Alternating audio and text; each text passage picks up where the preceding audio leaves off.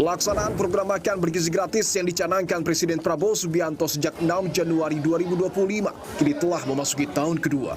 Program MBG yang bertujuan meningkatkan status gizi masyarakat diklaim telah menjangkau puluhan juta orang.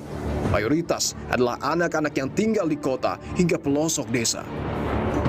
Pertanggal 11 April 2026, Badan Gizi Nasional mencatat sebanyak 26.103 dapur satuan pelayanan pemenuhan gizi atau SPPG telah beroperasi di 38 provinsi.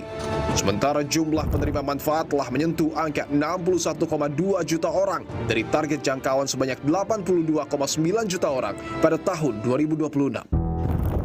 Meski secara statistik capaian penerima manfaat hampir penuhi target, namun ragam persoalan jadi ujian nyata penyelenggaraan MBG. Sejumlah kasus keracunan jadi sorotan sepanjang program ini berlangsung. Pada awal Februari lalu, di Kabupaten Ketapang, Kalimantan Barat, sebanyak 340 orang terdiri dari pelajar hingga tenaga pendidik mengalami keracunan usai mengkonsumsi MBG. Mereka menjalani perawatan intensif di puskesmas dan rumah sakit. Peristiwa serupa juga terjadi di Kabupaten Tulang Bawang, Provinsi Lampung pada akhir Februari lalu. Sebanyak 38 orang, mulai dari pelajar, guru, hingga wali murid, alami gejala muntah hingga diare usai menyantap makan bergizi gratis. Kedua peristiwa ini kian memperpanjang deret kasus keracunan MBG.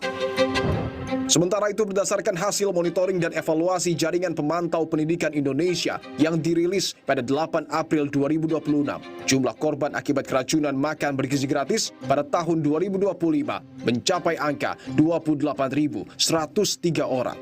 Sementara itu, sepanjang Januari hingga 7 April 2026, jumlah korban keracunan MBG mencapai angka 5.523 orang.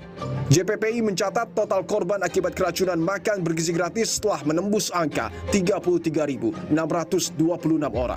Deretan kasus keracunan MBG terjadi di tengah polemik anggaran program ini yang membengkak sejak pertama kali diluncurkan.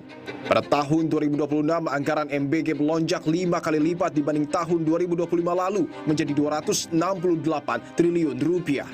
Dari total anggaran tersebut, lebih dari 92% atau sekitar 248 triliun rupiah dialokasikan langsung untuk makan bergizi gratis. Sementara sisanya dibagi ke dalam pos anggaran non-MBG serta dukungan manajemen program seperti belanja operasional dan pegawai.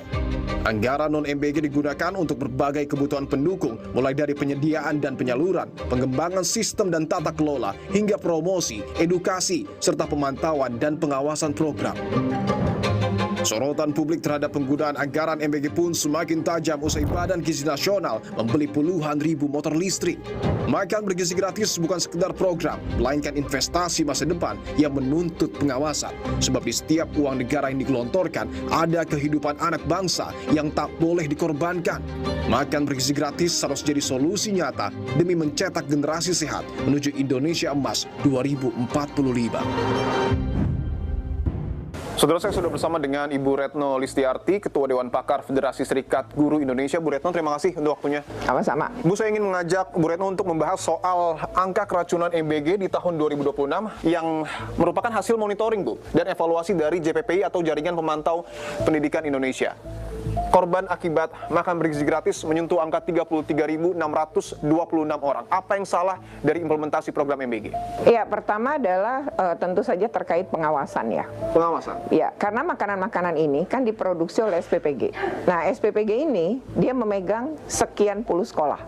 Dan ternyata makanannya beracun, maka jumlah yang keracunan pasti sejumlah murid yang ada di situ kan. Ya. Nah, lalu yang kedua adalah bisa jadi dari bahannya. Misalnya waktu kasus besar di Bandung Barat ya, itu kan sebenarnya ayamnya sudah dibeli dari hari Sabtu, tapi baru dimasak di hari Rabu. Mungkin tidak masuk dalam freezer. Nah, hal-hal yang begini itu bagaimana sebenarnya ketika SPPG dapat izin, itu kan harusnya ada monitoring yang ketat sekali.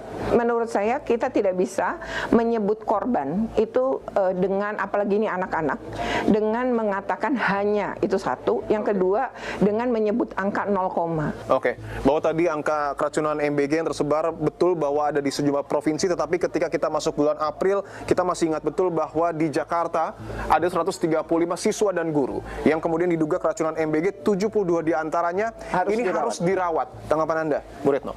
Iya, pertama Jakarta nih ya. Kalau kita berbicara Jakarta, seharusnya lebih dekat dong dengan BGN, lebih dekat banget nih dengan pemerintah pusat. Itu aja kecolongan dengan cara begini kan. Nah, apalagi yang berada di wilayah-wilayah, di daerah-daerah dan maksudnya di wilayah-wilayah yang lebih jauh dari Jakarta atau lebih jauh dari Jawa. Saya ingin tanyakan soal penggunaan anggaran. Apakah Bu Retno melihat penggunaan anggaran MBG ini sudah tepat sasaran? Program ini itu dimanjakan banget. SPPPG ini dimanjakan banget. Udah jadi ASN, dapat gaji, misal kepala SPPG itu 6 juta per bulan, masih dapat lagi gaji dari APBD ya, selain APBN kan dari P3K-nya. Kemudian yang ketiga adalah dikasih motor. Iya kan, motornya pun nilainya nggak kira-kira ya. Ini bukan motor murah ya, karena satu motor kan 42 juta ya. Betul. Nah, lalu satu lagi adalah insentif di mana SPG ini dapat 6 juta per hari. Lalu yang kedua, kalau bicara guru ini kan masih banyak sekali, apalagi guru honor yang dibayar itu nggak manusiawi. Tidak manusiawi? Ya, karena ada yang dibayar 300.000 per bulan loh ya. Bahkan beberapa guru PAUD itu di beberapa wilayah itu ada yang cuma dibayar 150.000 loh per bulan. 150.000 per bulan? Per bulan. Lalu kemudian guru-guru ini rata-rata taruhlah guru honor itu rata-rata 1 juta ke bawah ya. Nah, berarti harus ada pemetaan.